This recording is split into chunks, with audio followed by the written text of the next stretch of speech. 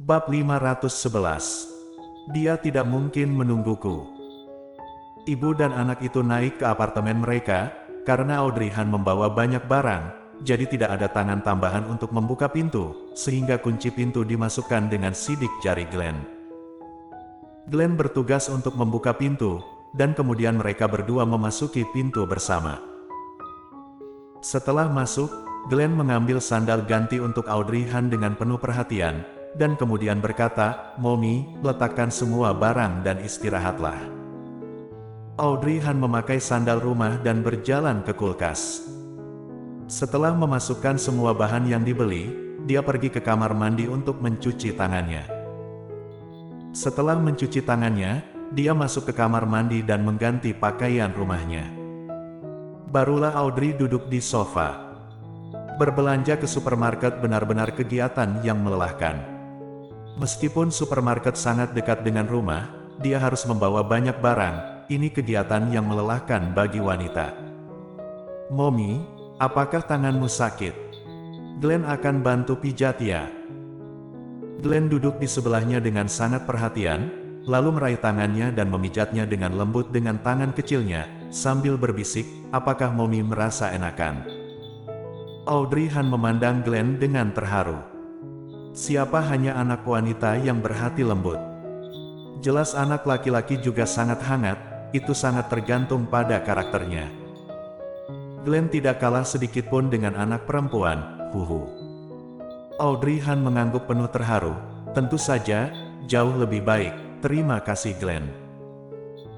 Begitu dipuji, Glenn tertawa senang, lalu berdiri memijat bahu Audrey Han, dan kekuatannya pas. Sungguh enak. Audrey Han memejamkan matanya dengan puas. Pada akhirnya, Audrey Han sangat nyaman sampai-sampai dia tertidur. Glenn juga tidak mengganggunya. Audrey Han perlahan memasuki alam mimpi. Setelah napasnya teratur, Glenn turun dari sofa dengan perlahan, lalu mengambil ponsel Audrey Han. Lelaki kecil itu berjalan ke balkon selangkah demi selangkah, dan kemudian memanggil Audrey Han. Audrey Han hanya merasa sangat lelah, dan tangan Glenn juga sangat lembut, dan kemudian dia merasa sangat nyaman, jadi dia tertidur.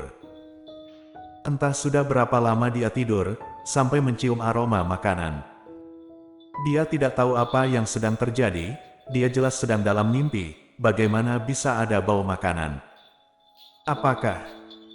Audrey Han tiba-tiba memikirkan sesuatu, dia bangun dalam sekejap. Ketika dia duduk, dia baru saja mengangkat selimut yang menutupi tubuhnya. Bukankah dia tadi hendak memasak? Mengapa bisa tertidur? Sudah bangun. Terdengar suara berat pria dari depannya.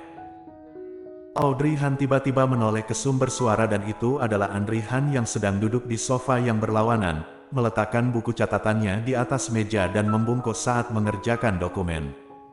"Kak." Audrey Han sedikit terkejut tidak menyangka Audrey Han ada di sini. "Jam berapa sekarang? Mengapa Audrey Han ada di sini? Berapa lama dia tidur?" Melihatnya kaget, dengan lingkaran ungu di bawah matanya, Audrey Han langsung memomelinya, "Sudah kubilang, jangan pergi, dan kamu malah pergi sampai lelah begini. Apa gunanya?" Audrey Han sedikit malu, dan sudut mulutnya mengerucut. Tetapi alih-alih menanggapi kata-katanya, dia malah bertanya, "Jam berapa sekarang? Kakak, kenapa kamu di sini? Apa?" Audrey Han menatapnya dengan tenang dan bertanya, "Apa aku tidak boleh datang? Dan, bukankah kamu meminta Glenn untuk meneleponku dan memintaku untuk memasak sebagai permintaan maaf?" Audrey Han. Dia menggigit bibir bawahnya dengan canggung, "Kakak, aku. Lalu, setelah aku datang, kamu malah tidur." Kata-kata Audrey Han membuat telinga Audrey Han memerah. Dia sangat malu sampai mengulurkan tangan untuk memegang rambutnya.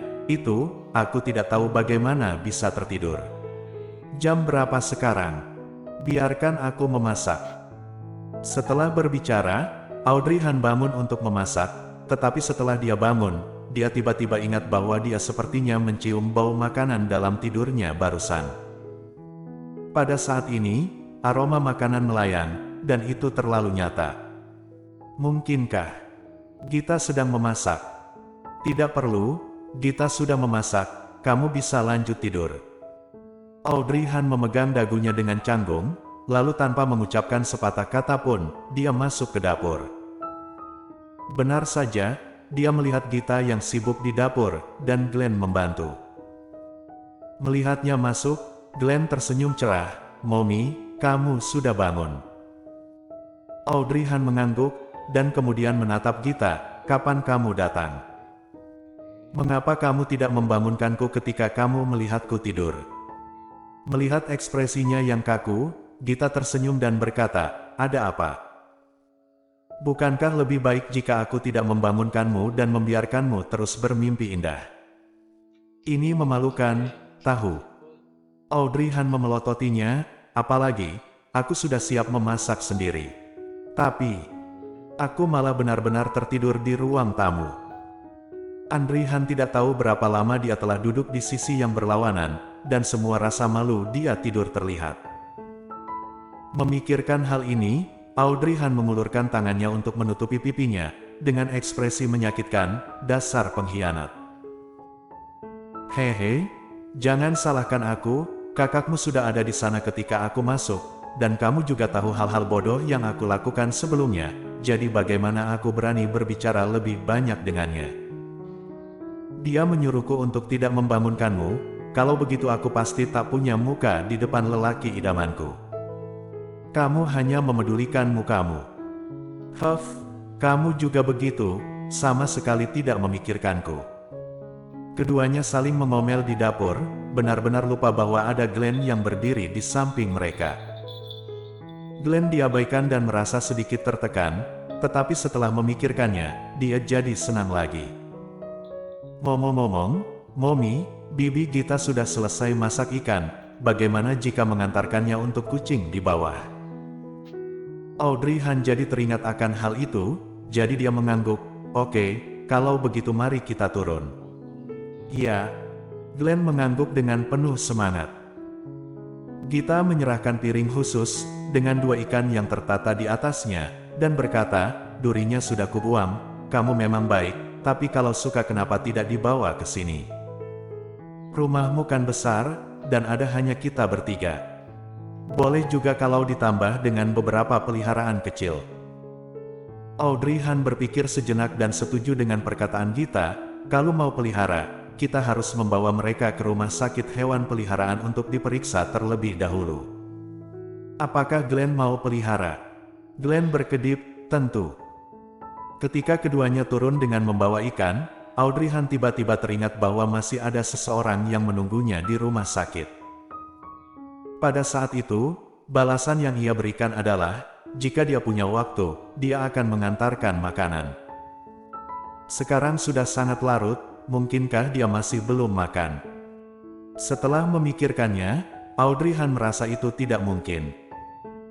Bagaimanapun, dia adalah CEO dari Yes Corp, pasti ada banyak orang yang memedulikannya, bagaimana mungkin dia membiarkan dirinya sendiri kelaparan?